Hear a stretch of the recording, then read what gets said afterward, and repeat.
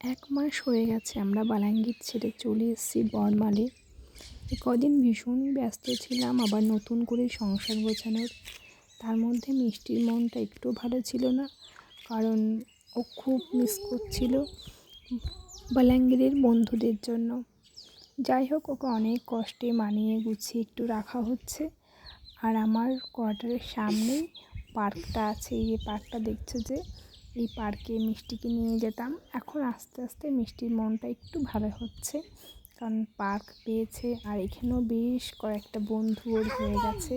বিকাল হলে তাদের সাথে খেলা করে, পার্কে আসে, যার জন্য এখন একটু ওর ভালো লাগছে। এখন বাজে 4:20, 4:30 ট্রেনে করে আমরা যাব একটু সায়নতলা। আমি আজকে বললাম যে আজকে বাইকে করে যাব না, ট্রেনে করে যাব, কারণ মিষ্টি মনটা ভালো নেই, ওকে একটু ট্রেনে উঠে ওর মনটাও ভালো লাগবে। এই যে আমরা চলে এসেছি স্টেশনে, একটু কেনাকাটা করব, যার জন্য যাচ্ছি সায়নতলাতে। আর ওই দেখো, স্টেশন থেকে দেখা যাচ্ছে পাহাড়টা, কি ভালো লাগছে না বলো দেখতে। ভিডিওটা এখানেই শেষ করছি, দেখা হবে তোমাদের সঙ্গে আবার সামনের ভিডিওতে। টাটা।